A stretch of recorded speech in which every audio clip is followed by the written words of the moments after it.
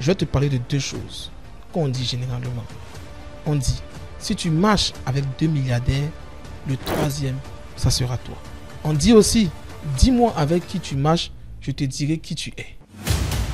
Bonjour, j'espère que tu te portes très bien. Bienvenue sur Visionner Inspiré. Et aujourd'hui, j'aimerais qu'avant de commencer là, tu puisses t'abonner. Parce que YouTube me fait comprendre qu'il y a plein de personnes qui sont en train de regarder la vidéo mais qui ne s'abonnent pas, qui ne partagent pas. Fais une pause aujourd'hui, abonne-toi et partage. Je t'attends. Hein.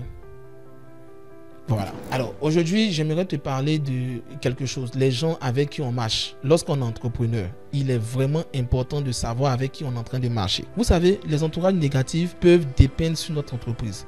Comme je le disais, l'importance de savoir avec qui on marche peut pouvoir aussi nous aider dans le développement de notre entreprise. Tu ne peux pas être un entrepreneur, quelqu'un qui débute surtout, et tu marches avec des personnes qui, eux, ont une vision contraire à ta vision. Je vais encore aller plus loin. Même souvent, il y a des gens qui travaillent, qui sont salariés. Toi, tu es entrepreneur. Vous ne pouvez pas avoir les mêmes visions. Chaque fin du mois, vous n'avez pas les mêmes réalités. Mais ça, ce n'est rien. Comparé à des personnes qui passent leur temps à aller fêter. Tout le temps, il faut qu'ils sortent. Et quand on sort, qu'est-ce qui se passe? Généralement, on passe notre temps à pouvoir dépenser dans des endroits. On passe notre temps à faire des dépenses qu'on pouvait prendre pour pouvoir investir dans notre activité. Surtout lorsque nous sommes en train de débuter dans l'entrepreneuriat. Alors aujourd'hui, spécialement, je veux te faire comprendre quelque chose. Il faut que tu puisses savoir avec qui tu vas marcher. Il faut savoir qui est dans ton entourage. Quelles sont ces personnes avec qui tu peux discuter et qui pourront aussi te donner des conseils qui vont t'aider à pouvoir augmenter même ton chiffre d'affaires, qui vont te motiver à avancer et lorsque tu as des difficultés, qui vont même aussi aller à t'aider.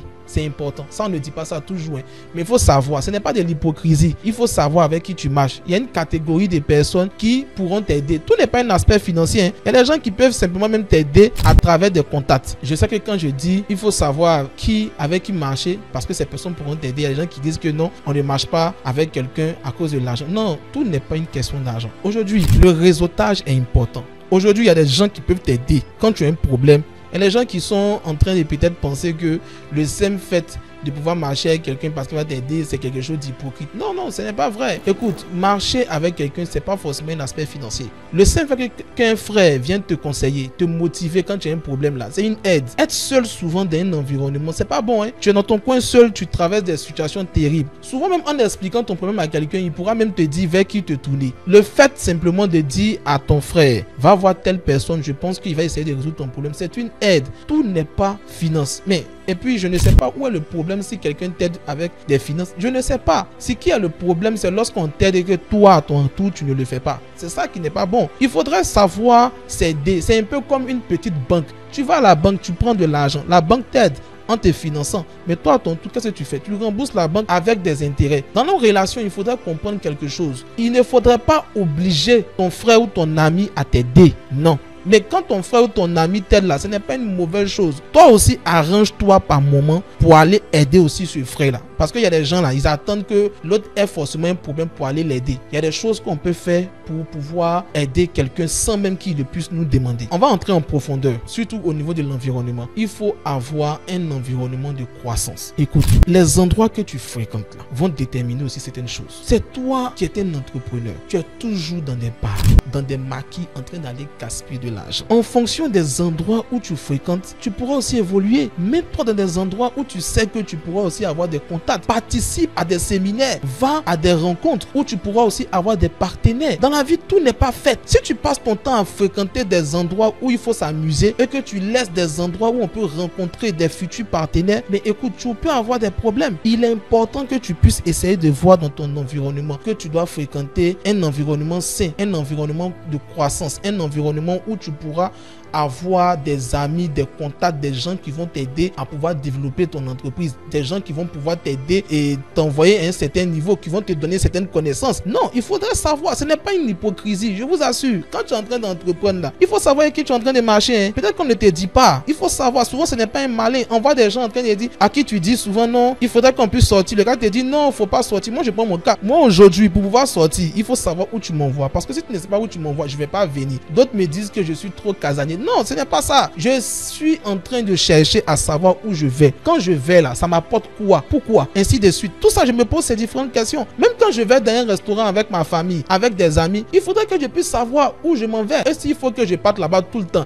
Chaque une semaine, il y a les gens qui sont dans des endroits en train de manger. Pour c'est le week-end. Tu viens de débuter une entreprise, toi qui es en train de penser au week-end. Tu penses même pas à la fin. Quand tu vas commencer à avoir 50 ans, 60 ans, tu ne penses pas à ça. C'est toi qui es jeune, qui as tous tes muscles encore bien parfaits. C'est toi qui penses au week-end. Tous les jours, tu es en train de penser au week-end. Il faut savoir avec qui tu es en train de marcher. Il faut connaître ton environnement. Il y a des choses qu'on fait dans l'entrepreneuriat, souvent c'est comme des sacrifices. Ce n'est pas dans tout on met notre pied. Tu n'es pas là pour être un entrepreneur de sortie. Tu es là pour pouvoir développer une entreprise. Tu es là pour pouvoir atteindre un certain niveau. Donc même s'il faut que le dimanche tu restes à la maison pour pouvoir être en train de respirer, pour pouvoir te remettre en forme avant que la semaine ne puisse commencer, il faut le faire. Une fois au passage, tu peux aller te distraire avec ta famille. Même quand tu te distrais avec ta famille là, ça te donne encore un courage. Je ne sais pas pour les autres, mais sortir avec sa famille, c'est la joie. Quand tu vois que les gens de ta famille sont en train de manger, tu sais au moins que le travail que tu fournis là, ce n'est pas en vain. Ça te donne encore la motivation de partir encore chercher de l'argent. Mais tu sors, c'est toi qui dépenses des sommes même qui dépassent ton loyer. Le lendemain, tu ne sais même pas comment tu as fait pour aller au travail. Comment tu as fait pour aller payer tes employés. On te voit là-bas, on dit on a trouvé notre manager en train de fêter. On te demande le salaire le lendemain, je n'ai pas d'argent. Parce que monsieur veut vraiment être heureux. Et il y a les gens même qui vont encore loin avec cette phrase, on est déjà né. C'est quoi on appelle on est déjà né? Il faut bosser. Arrête cela. Il faut savoir les endroits que tu fréquentes. Tu as peur d'aller dans le séminaire, c'est par rapport à quoi? Le séminaire là, il va couper ta tête. C'est quoi ce problème là? C'est toi qui ne mets jamais tes pieds là-bas. Tu ne sais même pas comment on peut interagir avec des gens. Écoute, dans la vie là, il y a un code. Quand on travaille dans le monde du travail, il y a un code. C'est pas tout on nous apprend à l'école. En travaillant, on arrive à avoir un code. Souvent, tu vois des fêtes où des gens se lèvent pour venir donner des cadeaux. Vous savez pas que ce sont des petits codes. On se lève pas comme ça pour dire pour aller fêter. Non, moi aujourd'hui, il n'y a pas une fête. Je vous assure, il n'y a pas une fête où, sachant que il y a tel de mes collaborateurs, même de mes partenaires qui fêtent, je ne sais pas des cadeaux. Non, non, non. C'est ça qu'on doit essayer de changer. L'environnement où on doit marcher là, il faudrait qu'on puisse connaître. On ne se lève pas comme ça pour vivre. Tu veux t'amuser, mais cherche ton argent. Ça m'envoie à vous parler d'une histoire. Écoutez, je connaissais dans le temps une famille, des voisins avec qui nous on discutait, les enfants, je connaissais ces enfants jusqu'à ce que les pères déménagent un jour, il a construit une grande maison. Et nous voici en train de partir saluer cet ami là. Écoutez, ce que le papa a construit, non, tu peux pas croire, il a mis salle de cinéma dans sa maison, piscine, terrain de tennis dans la maison. J'ai compris que quand tu as l'argent, tu peux ramener ce qui est dehors chez toi. Donc c'est pas une question d'aller s'amuser, ces histoires de distraction, c'est bon. Tout le monde dit il faut te distraire, mais il faut savoir te distraire. Il n'est pas dit il faut rester chez toi à ne rien faire. Parce que souvent les gens aussi sont coincés. Quand tu travailles là, il faut un moment où tu vas aussi pour décompresser. Mais il faut savoir décompresser. Il faut savoir décompresser. Ça aussi, ça vient aussi sur un aspect spirituel. C'est toi pour aller t'amuser, tu te mets dans des choses qu'il ne faut pas faire. Tu finis de t'amuser bien, tu as dépensé ton argent, tu t'es mis avec, comme on le dit chez nous, les filles. Quand tu es une femme, tu es allé en boîte de nuit, tu as fini de faire ça. La semaine, tu reviens au travail, c'est toi, tout est bloqué. Aïe, mais qu'est-ce qui est fait? J'ai bien travaillé, je suis parti me reposer. Ah, tu as oublié ce que tu as fait pendant ton week-end. Ce que tu as posé comme action là-bas, tu as oublié. Pour éviter tout ça là, il faut savoir ce que tu fais. Mais c'est pas pourquoi on va se mettre en train de planifier. Souvent là, c'est nous-mêmes en train de créer notre problème. Quand tu es entrepreneur, surtout quand tu viens de débuter, je m'adresse à vous qui venez de débuter. C'est pas la peine que vos petits bénéfices que vous venez d'avoir là, et lieu de chercher à voir comment faire grandir ce bénéfice, c'est vous qui sortez. Continuez de sortir. Vous allez voir, dans 5 ans, 10 ans, tu vas te rendre compte que tu es encore en train de réfléchir à comment débuter ton entreprise parce que tu as passé ton temps à aller mettre tout ton argent dans un amusement. Il faut t'abonner là-bas.